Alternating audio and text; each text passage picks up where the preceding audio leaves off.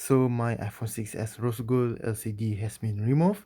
So what happened is I use another LCD without any components.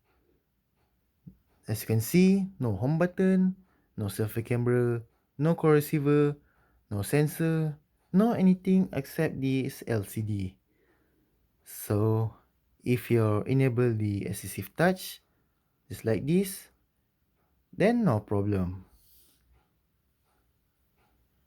This assistive touch, it helps you a lot.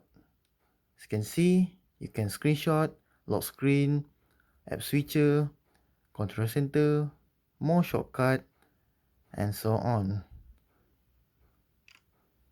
No home button, no problem.